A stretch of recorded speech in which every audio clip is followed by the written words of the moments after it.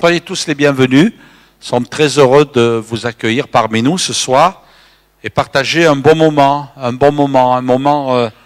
qui va être, j'en suis convaincu, un moment inoubliable pour chacun de nous, parce que quand nous tournons vers Dieu, la Bible dit, nous sommes rayonnants de joie. Et puis, vous savez, les gens pensent que pour être joyeux, il y en a certains qui pensent qu'il faut boire un bon coup. Hein? Mais après avoir bu un bon coup, eh bien la tête, elle manifeste pas beaucoup de joie. Hein? Et surtout le foie. Il y a des gens qui pensent qu'il faut avoir beaucoup d'argent. Il y a des gens qui ont gagné beaucoup d'argent. Il y a même des gens qui ont, semble-t-il, perçu de grosses sommes au jeu. Mais quand on nous raconte la suite, eh bien c'est désastreux. Parce que souvent, ça finit par une vie de misère, de détresse, et puis des familles, des couples qui partent en morceaux. Comme quoi, la joie n'est pas toujours là où on pense qu'elle devrait être. Enfin, là où on pense qu'elle est. Et voyez-vous, j'étais surpris, il n'y a pas très longtemps de cela, de lire un petit article au sujet des films que l'on voit. Et vous avez remarqué que les films d'aujourd'hui sont des films qui se terminent toujours bien, il y a toujours un dénouement parce que les gens ne veulent pas regarder un film qui finit mal. Il faut que ça se termine bien, il faut qu'il y ait un dénouement, il faut que le méchant meure, il faut que les fiancés se marient, il faut que celui qui se bat puisse gagner. Vous voyez, c'est comme ça. Et puis, ensuite arrive la fin du film. Mais quelqu'un disait que finalement, on serait surpris s'il fallait donner une suite à ces films-là, parce que en réalité, la vie, elle n'est pas si rose que ça. Et je crois que les gens sont malheureux, les gens souffrent dans leur vie, parce que ils sont comme amenés à vivre une vie virtuelle, et ils ne savent pas ce qu'est la réalité de la vie. La Bible nous parle de joie, et ce soir, je voudrais parler de ce thème, la joie de Dieu qui peut vraiment nous satisfaire, nous combler et amener notre vie à un plein épanouissement. Et c'est vrai, ce soir, Dieu veut que vous passiez de la tristesse à la joie. Et c'est ce que Dieu veut pour vous. Il veut vous communiquer sa joie de vivre, sa joie de lui appartenir, sa joie de marcher avec lui. Et il y a ce passage qui dira dans le livre de Néhémie, « La joie de l'Éternel sera votre force ». Alors, on va parler de ça ce soir, de ce qui procure la vraie joie. Et une joie qui peut dynamiser notre vie, une joie qui peut épanouir notre vie, qui peut donner une direction à notre vie. Et c'est important de le réaliser ce soir parce que c'est une source d'équilibre. Vous avez remarqué, quelquefois on regarde les enfants et on leur dit « Ah, ils ont la joie de vivre ». Mais qu'est-ce qui s'est passé entre l'enfant et l'adulte pour que la joie disparaisse? Hein? On aimerait quelquefois avoir la joie de l'enfant, l'insouciance de l'enfant. L'enfant, le soir, il s'endort en paix. Le matin, il est heureux de se réveiller. Et vous savez, l'enfant, il n'est pas là en train de se dire « Ouh là là, c'est lundi matin ». Vous avez déjà entendu un petit enfant dire « C'est lundi matin aujourd'hui, maman ». C'est triste le lundi, hein? Non. Pour lui, tous les jours, c'est dimanche. Tous les jours, c'est un moment de joie, c'est une belle aventure. Il va vivre quelque chose de merveilleux. Et voyez-vous, dans le livre des Proverbes, il est écrit, dans la parole de Dieu, bien sûr, toujours dans la Bible, « Un cœur joyeux est un bon remède ». Un cœur joyeux, on pourrait traduire, est une guérison. Est un moyen d'écarter le mal, un cœur joyeux, mais un esprit abattu dessèche les eaux. Et c'est vrai que quand on découvre Dieu, et ce soir on va vous aider à découvrir la joie de Dieu. Cette joie que Dieu donne. Et même au sein de la difficulté, cette joie ne disparaît pas, parce que c'est la joie de Dieu. c'est la joie que Dieu nous donne. Un cœur joyeux, c'est un bon remède, c'est une guérison. Et voyez-vous, Dieu veut apporter une guérison dans votre cœur, non pas à coup de gélule bleue ou de gélule rose, mais par la joie qu'il va mettre dans votre cœur. Un cœur joyeux, c'est un remède, c'est une guérison, c'est un moyen d'écarter le mal. Alors, je crois que si beaucoup de gens découvraient ça, on n'aurait plus de déficit à la sécurité sociale. Hein? Qu'est-ce que vous en pensez? Plus de problèmes. Les médecins auraient moins de monde, je ne dis pas qu'ils en auraient plus, mais ils auraient moins de monde. Les pharmacies auraient moins de clients. Hein? Parce qu'il paraît que nous sommes le pays où les gens consomment le plus d'antidépresseurs. Le plus d'antidépresseurs. Voyez-vous, si les gens savaient ce que Dieu veut leur donner, un cœur joyeux est un bon remède. Et ce soir, c'est un bon remède. Combien de gens sont venus nous dire, nous témoigner, pasteur, vous savez, quand je viens écouter la parole de Dieu, je dors bien. Je dors bien. Ça nous paraît être un détail, hein, mais ce n'est pas un détail pour tout le monde. Il y a des gens, ils ont beau compter les moutons, eh bien, ils n'arrivent pas à s'endormir. Alors, ne comptez plus les moutons, venez écouter le pasteur. Hein? Ce n'est pas la même chose. Ah, venez, ne comptez plus les moutons, écoutez le pasteur. Hein? Écoutez la prédication de la parole de Dieu. C'était pour faire un jeu de mots, mais quelque part, c'est une réalité. La parole de Dieu, le message de la parole de Dieu change notre vie. Et puis, on va découvrir aussi que c'est important. Toujours joyeux, la joie de Dieu. J'étais impressionné de trouver cette étude. On va vous mettre une photo. Rire agit sur. Rire agit sur. Alors, on va commencer par en haut à droite. Le système neuro-hormonal, le système immunitaire agit sur le sommeil. Vous voyez, tout à l'heure, je disais qu'il y a des gens, on écoute la parole de Dieu, on arrive bien à dormir. Mais c'est vrai. Agit sur l'humeur, agit sur l'émotionnel, la confiance en soi, hein, l'estime de soi, l'énergie, la mémoire, l'intellect, la communication avec soi et autrui, le système musculaire, la douleur, la digestion, le système cardiovasculaire. Comme quoi, voyez-vous, alors, il est bien évident, vous êtes d'accord avec moi, que le rire est un phénomène de joie aussi. C'est vrai que c'est pas forcé, il y a des gens qui rient, mais qui peuvent rire mécaniquement, mais on parle de ce rire qui est source de joie à l'intérieur. Comme quoi, quand Dieu nous dit dans sa parole, la joie de l'Éternel sera votre force, ben, il ne se trompe pas. Hein. Je me rappelle quand j'étais adolescent, eh bien, un jour, il y a le pasteur qui m'a convoqué et il m'a dit, écoute Alain, il faut que tu sois un peu plus sérieux. Je dis, ah bon? Il me dit, tu fais que rire. Ben, je vais peut-être vous surprendre. Eh bien, oui, j'ai compris qu'il y avait des moments où il fallait que je sois un peu sérieux. Parce que même dans les moments sérieux, je riais. Même dans les moments sérieux, j'aimais faire rire. Mais voyez-vous, je crois que c'est quelque chose que Dieu donne dans le cœur.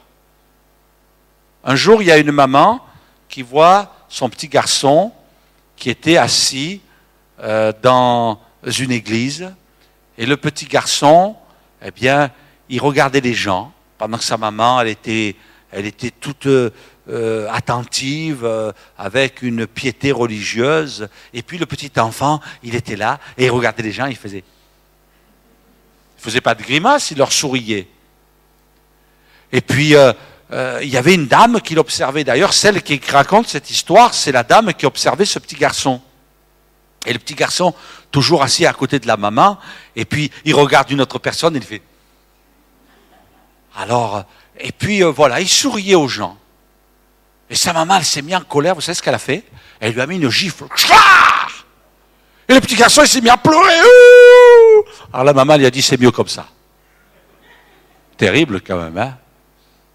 Elle était plus contente que le petit pleure, que plutôt qu'il fasse des sourires. Hein?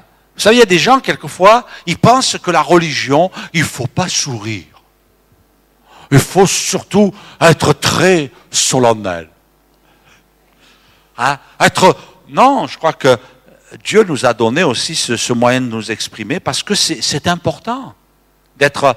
Et puis, il est la source de la joie. La Bible nous dit même, vous savez, c'est peut-être surprenant, la Bible nous dit que Dieu, il se rit. Il y a des moments où Dieu rit. Ah, vous avez jamais entendu ça, hein? Eh bien, c'est la vérité, mes amis.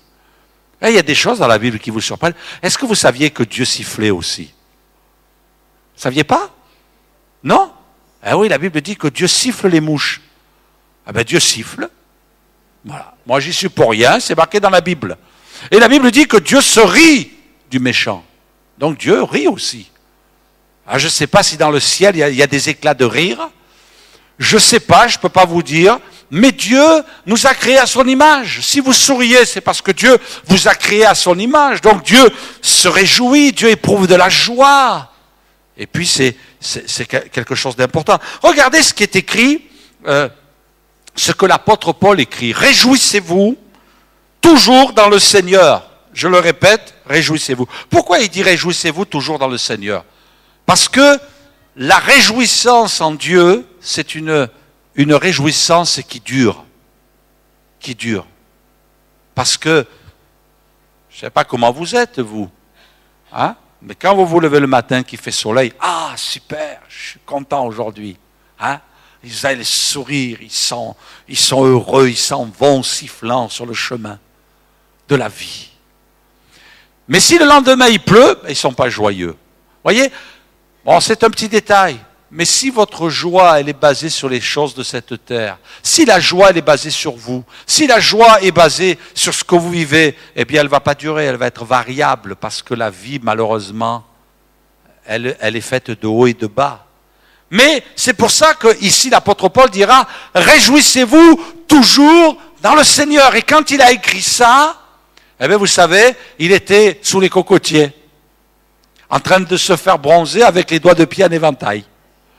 Un petit chapeau de paille sur la tête, avec un gros verre de jus de fruits avec plein de glaçons dedans, et avec des gens qui étaient en train de le ventiler. Hein? C'était ça? Non. Vous savez que quand Paul a écrit ça, il était en prison. Vous le saviez ça? Il était en prison à Rome, à cause de sa foi.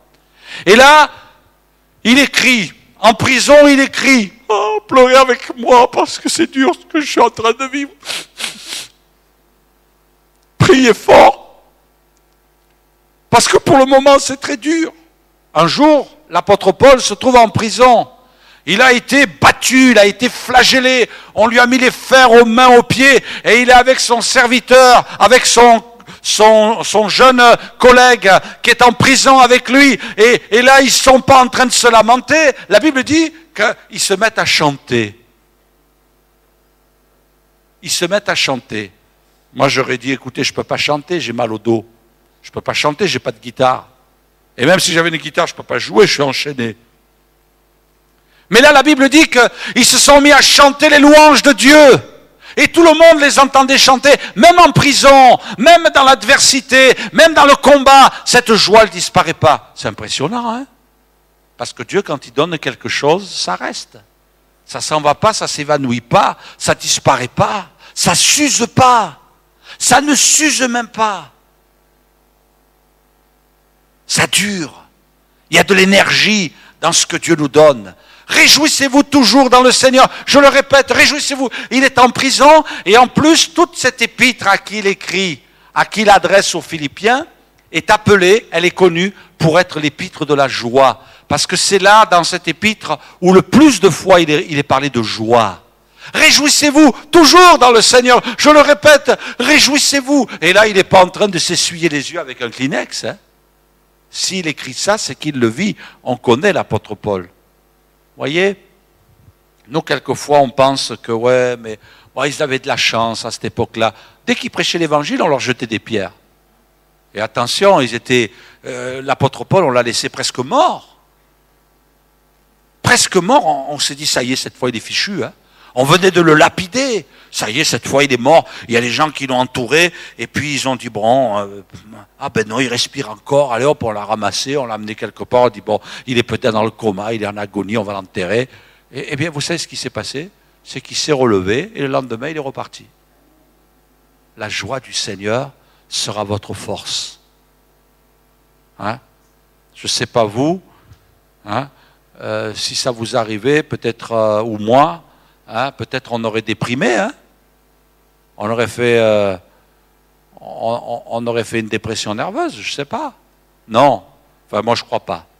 Parce que la joie de l'Éternel est notre force. Alors j'aimerais vous parler ce soir, maintenant d'entrer un peu plus dans le vif du sujet, comment se procurer cette joie? Quelle est la source de cette joie? Comment recevoir cette joie? Je pense que je vous ai mis en appétit ce soir. Vous avez envie d'avoir plus de joie. Alors on va découvrir ensemble notre source de joie. La source de joie, on va le lire. Dans l'évangile de Luc, il est écrit de même, je vous le dis, il y a plus de joie dans le ciel pour un seul pécheur qui se repent que pour 99 justes qui n'ont pas besoin de repentance. La joie est communicative. La joie dans le ciel, la joie dans le cœur de celui qui se repent. La Bible dit de passer par la repentance. La repentance, c'est rejeter, abandonner, délaisser notre péché. La repentance, c'est faire un demi-tour. C'est changer de direction, changer de vie. Alors c'est vrai que quelquefois les gens disent, mais pasteur, combien de fois j'ai entendu ça? Pasteur, mais franchement, je suis quelqu'un de bien. Mais moi, j'en doute pas qu'ils sont bien. Mais pourquoi? Parce que ils se voient, ils se jugent avec leurs propres yeux. Mais Dieu nous invite à nous regarder avec sa parole. La Bible dit tous ont besoin de repentance. Tous. Qui que vous soyez. Même le petit enfant parmi nous, le jeune parmi nous a besoin de repentance. Même s'il ne se sent pas coupable de grand-chose, la Bible dit tous sont péchés et sont privés de la gloire de Dieu. Et Dieu nous dit la repentance, viens à genoux dans la présence de Dieu, demande pardon pour tes péchés. Et réalise que Jésus a payé pour te sauver. Que Jésus a donné sa vie sur la croix pour que tu sois sauvé. La repentance. Parce qu'il y a de la joie dans le ciel pour un pécheur qui se repent. Dieu te remplit de joie lorsque tu passes par la repentance. Deuxième chose, quand on est passé par la repentance, eh bien non seulement on reçoit Jésus dans notre cœur, mais Dieu, en même temps, nous donne le Saint-Esprit, la présence de Dieu dans notre vie. Et regardez, le fruit de l'Esprit, c'est l'amour et la joie. Pourquoi c'est mis en deuxième, la joie? Parce que c'est important. Parce que la joie, on l'a dit tout à l'heure, c'est la santé. Hein? La joie, c'est la santé, c'est l'équilibre. Moi, quand j'ai pensé à ce message, tout de suite, j'ai pensé à un enfant. Je regarde les enfants. J'aime regarder les enfants. Et je me dis, quelle différence. Jésus nous dit de devenir comme des petits-enfants. Et des fois, on aimerait avoir ce qu'ils ont. Parce que la vie, elle est tellement passée en nous qu'elle nous a fait quelquefois perdre cette joie, cette joie de l'enfant. J'ai même entendu des gens me dire, vous savez, des gens âgés notamment, vous savez, on a vécu des moments difficiles. Et puis quand on arrivait Noël, eh bien notre papa avait sculpté un petit cheval de bois. C'était lui qui l'avait fait. Et on avait là dans un cadeau, on avait dans un papier, on avait ce cheval de bois emballé, il était sous le sapin. Et puis à côté du paquet, il y avait une orange. Et puis, le matin de Noël, quand on s'est levé, on est allé vers le sapin, on a ouvert ce paquet, on a vu un cheval de bois, et puis on a pris cette orange. On était joyeux, on était heureux. Ouais, donnez à votre enfant aujourd'hui un cheval de bois avec une orange, vous allez voir la tête qu'il va vous faire. Pas vrai?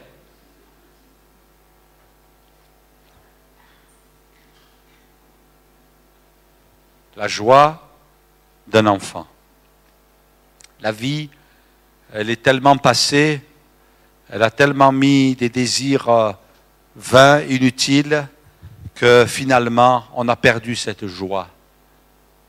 La joie Dieu veut nous la donner par le Saint-Esprit. Vous recevrez par le Saint-Esprit le fruit de l'Esprit. Le fruit de l'Esprit, c'est l'amour, c'est la joie, c'est la paix, la patience, la bonté, la bénignité, la fidélité, la douceur, la tempérance. Mais la joie. On a besoin, c'est vrai, d'être rempli d'amour. Mais Dieu dit, c'est pas suffisant.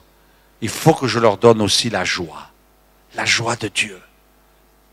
Même dans l'adversité, même dans les combats, même dans les difficultés de la vie, Dieu nous donne de la joie. Et puis, il y a un homme dans la Bible qui s'appelle David, qui était un roi, le deuxième roi d'Israël, qui écrira « Je suis dans la joie quand on me dit « Allons à la maison de l'Éternel ». C'est pas merveilleux ça ? Je suis dans la joie quand on me dit « Allons à la maison de l'Éternel ». Quand on côtoyait ce roi et qu'on lui disait « Hé, si on allait dans la maison de Dieu, ah super, yes. Ah, ça va être un moment génial, on va s'éclater. » D'ailleurs, même, on avait un chant qu'on ne chante plus d'ailleurs, hein, bon, il faudrait le remixer parce que maintenant il fait un peu vieux, hein, qui disait « Éclate de joie, ô mon âme ». Je ne sais pas la tête que ça doit avoir l'âme quand elle s'éclate. Hein? Qu'est-ce que vous en pensez? Éclate de joie, ô mon âme. Tu te rappelles, Jérémie? Ah, il n'est pas si jeune que ça, lui. Éclate de joie. Il y a des gens qui viennent s'éclater. Si tu ne sais pas où t'éclater, viens avec nous. Nous, on va t'éclater. Hein? Éclate de joie, ô mon âme. Hein? C'est vrai, David, quand on lui disait « On va dans la maison de l'Éternel, ah, chouette, on va s'éclater ». C'est vrai. Et vous savez, Dieu a établi des choses. D'ailleurs, David en est pour beaucoup, parce qu'on voit, dès la Genèse, on voit des gens qui conçoivent les instruments de musique. Et puis, David était un musicien, et il a compris que ça plaisait à Dieu. Je ne sais pas comment, je ne peux pas vous l'expliquer, mais la Bible nous dit que c'était un chantre agréable à Dieu. Et puis il composait des chants. C'était un bon compositeur. Hein. Et puis il gardait les brebis, comme les brebis, vous savez, une brebis qui mange l'herbe, ben, vous la laissez manger l'herbe, et des fois ça dure des heures et des heures. Et une fois qu'elle a mangé l'herbe, il faut qu'elle digère l'herbe. Alors vous savez, les activités avec les brebis, hein, ça ne va pas loin. Hein. Alors pendant que les brebis mangeaient, pendant que les brebis digéraient, pendant que les brebis dormaient, eh bien, il jouait et il composait des chants. Il avait du temps. Et la Bible dit qu'il sentait au fond de lui que ça plaisait à Dieu. Et il a institué, il a créé des instruments de musique, il a mis des équipes en place de musiciens. Il ne jouait pas aussi bien que les nôtres, hein, mais il jouait quand même un petit peu. Hein. Il composait pas aussi bien que les nôtres, hein, mais il composait des chants. Et même Dieu a voulu que ce soit marqué dans la Bible. Et les livres, les chants dans la Bible, ce sont les psaumes. N'est-ce pas? Eh bien, mes amis, tenez-vous bien. Vient de sortir une étude, là, il y a quelque temps. Il y a une étude qui est sortie il y a quelque temps. Une étude sérieuse, faite par des psychologues, des grands psychologues. Ils viennent de découvrir que de chanter, ça fait du bien. Ah, bravo. Et c'est écrit dans les journaux. Mais si on leur disait, nous, que ça fait des siècles que c'est écrit dans la Bible, hein, s'ils avaient lu la Bible, ils n'auraient pas cherché si longtemps. Mais enfin, quelqu'un me disait, eh bien, les chercheurs, il faut qu'ils cherchent. Le jour où ils ont trouvé, il n'y a plus de chercheurs. On est d'accord? Un chercheur, il faut qu'il cherche. Parce que s'il fait que trouver, ça ne va plus. C'est plus un chercheur, c'est un trouveur. Eh bien, David disait, je suis dans la joie. Mais qu'est-ce qu'on y fait dans la maison de l'Éternel? Qu'est-ce qu'on y fait? Eh bien, on chante. On écoute la parole de Dieu. On prie pour les gens. On peut élever notre âme. On est dans la présence de Dieu. Eh bien, voyez-vous, cette étude, je l'ai relevée. Chanter, c'est bon pour la santé. Tu peux nous mettre la diapo suivante? Oh, Delphine. Je crois que, voilà. Chanter, c'est bon pour la santé. Vous le saviez ça? Alors, arrêtez pas. Hein. Bon, vous ne chantez pas quand je prêche. Hein. Quand je prêche, chut. Mais avant et après, vous pouvez chanter. Chanter, c'est bon pour la santé. Alors, premièrement, qu'est-ce que ça fait? Alors, voilà. Ça élimine le stress. Nos jeunes, vous voyez, sont décontractés. Cool. Ça élimine le stress. Vous êtes très stressé de la journée. Qu'est-ce que vous allez faire? Vous allez vous mettre devant la télé. Qu'est-ce que vous allez apprendre devant la télé? Qu'il y a un train qui a déraillé, qu'il y a un ministre qui a déraillé aussi. Hein? À la fois. Élimine le stress. Chasse les idées noires. Hein? Merveilleux ça. Vous voyez? Pas de cafard. Améliore ses capacités respiratoires. Il y a des gens, quelquefois, il ne faut pas aller à l'église, il faut être dans le plein air, il faut courir dans la rue, il faut faire du sport, il faut faire du... Eh, va doucement, toi, là-bas. Là. Qu'est-ce que tu as?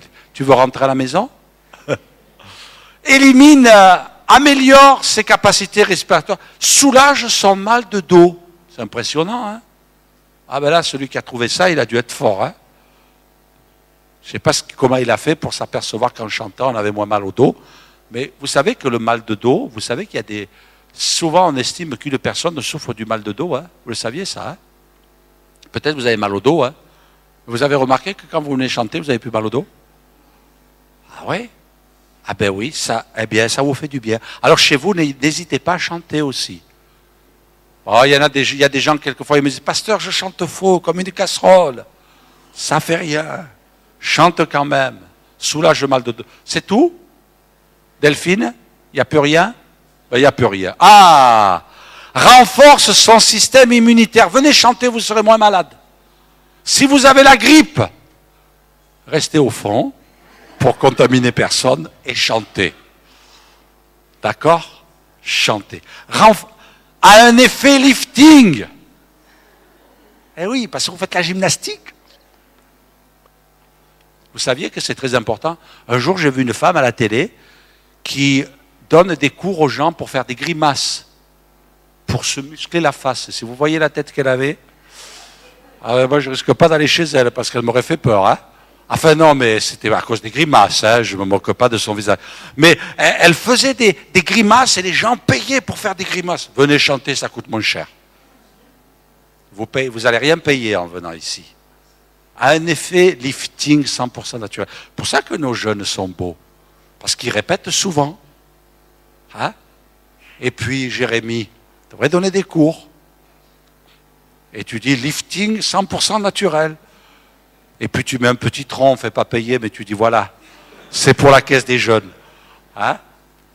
Chanter. Et ça, c'est, attention, c'est une étude sérieuse, hein, c'est pas rigolo. Hein? Ne riez pas, ne souriez pas. Soyez dans la joie, mais ne souriez pas parce que c'est vrai. Ça fait du bien. Et quand Dieu nous dit de chanter ses louanges, parce que mes amis, il y a des chants, hein?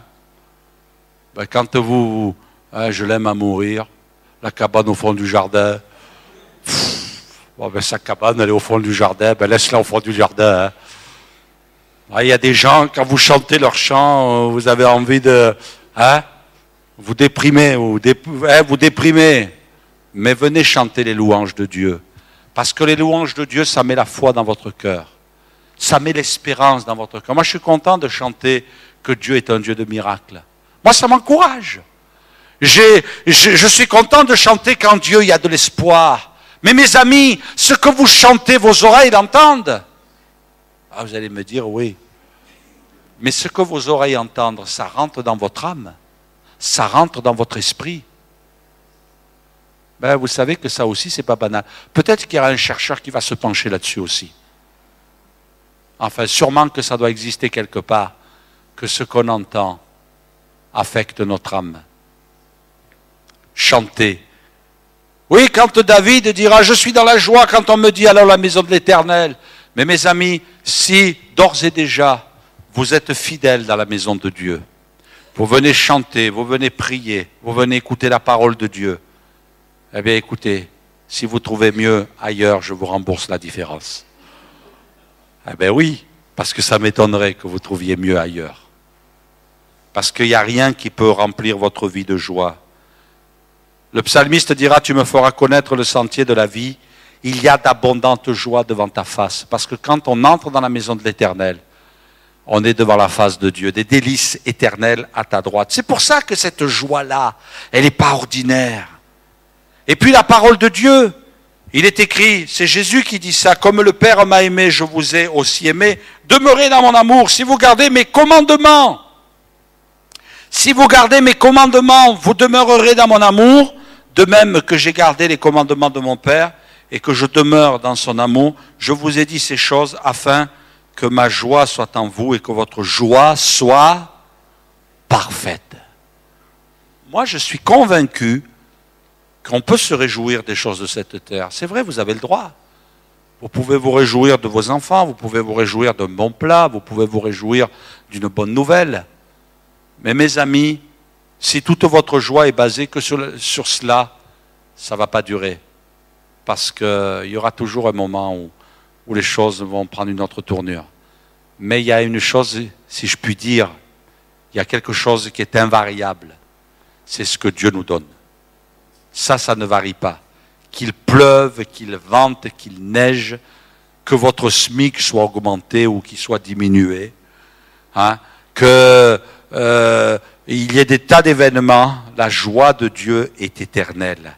Et puis, regardez ce qui est écrit, frère, je ne pense pas l'avoir saisi, mais je fais une chose, oubliant ce qui est en arrière et me portant vers ce qui est en avant.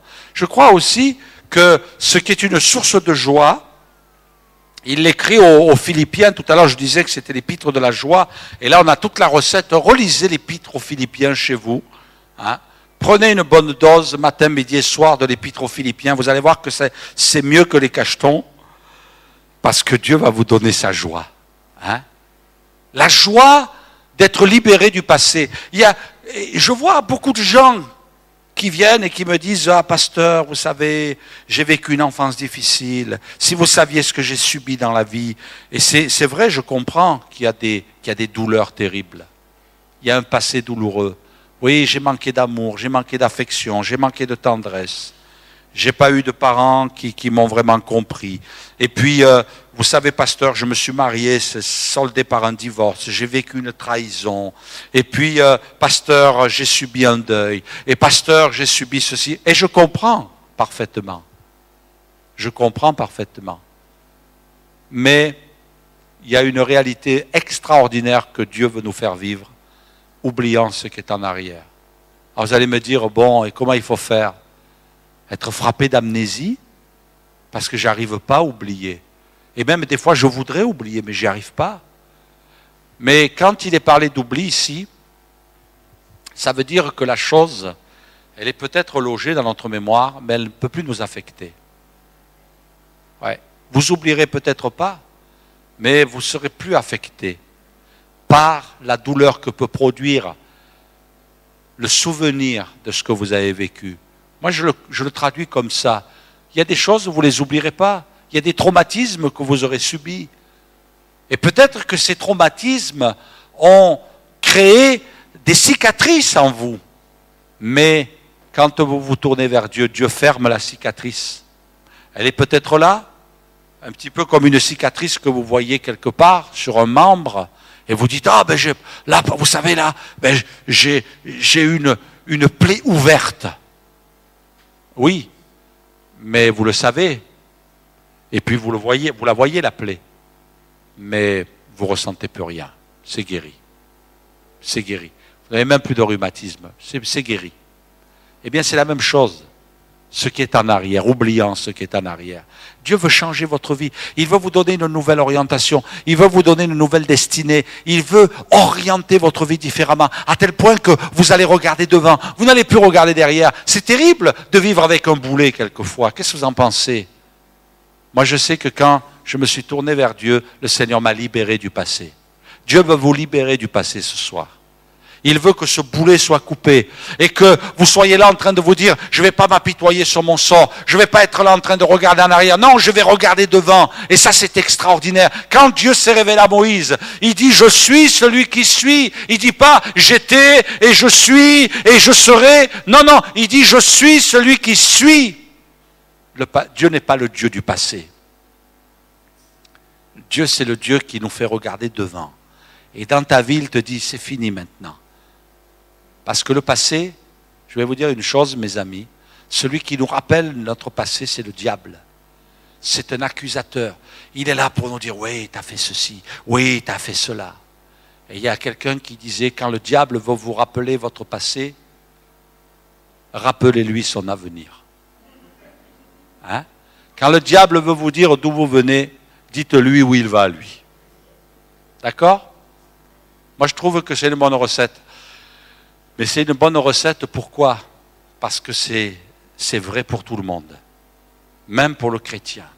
Le passé, le passé, le passé. Mais le passé, c'est terminé. Maintenant, je suis une nouvelle créature. Et je me porte vers ce qui est en avant, oubliant ce qui est en arrière. Je vais bientôt terminer. Et puis, le dernier point que je voudrais souligner avec vous, la prière. Jusqu'à présent, vous n'avez rien demandé en mon nom. Demandez, vous recevrez, afin que votre joie soit parfaite. La prière. Vous avez essayé de prier? Et alors? Qu'est-ce que vous attendez? Priez les jeunes, là? Bon. Mathieu, tu pries? Bon. Priez tous, hein? Qu'est-ce que vous attendez pour prier? Parce que la prière, c'est venir se décharger. Vous avez des fardeaux? Bienvenue chez les humains. Vous êtes tout à fait normaux. Vous avez des problèmes? Bienvenue chez les humains. Vous êtes normaux. Ah non, tu n'en as pas? T'inquiète pas, ça va venir. Ben oui. Alors, Dieu nous a donné la prière. Faites connaître vos besoins. Vous avez des besoins? Bienvenue chez les humains. Venez prier. Vous avez des combats? Bienvenue chez les humains. Venez prier. Parce que le jour où vous n'avez plus de problèmes, plus de combats, plus de difficultés, c'est que vous êtes mort.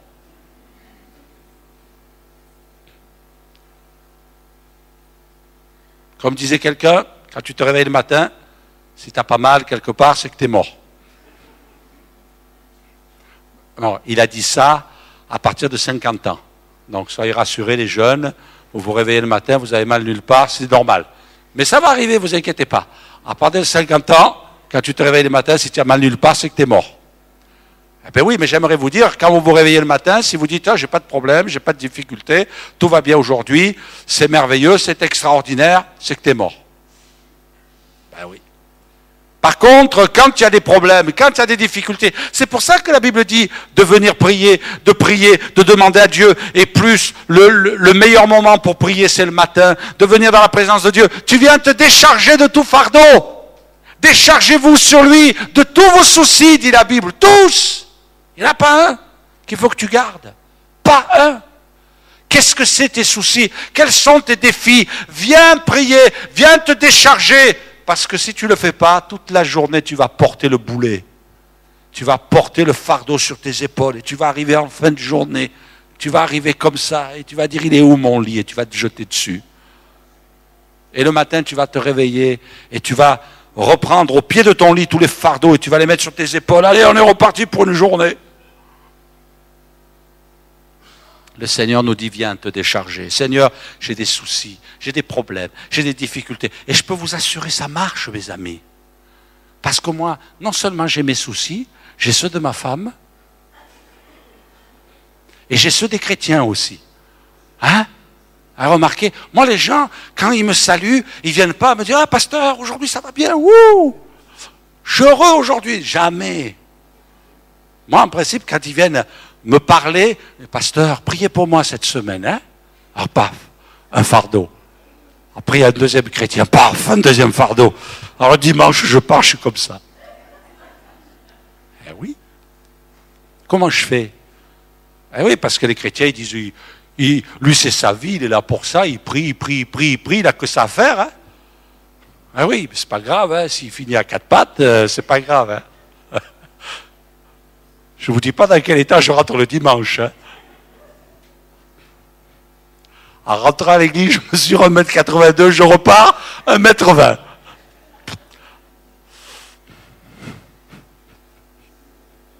Vous êtes dans la joie ce soir, hein, ça se voit.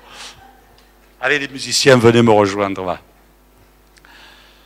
Non mes amis, je peux vous dire une chose, c'est que ça marche.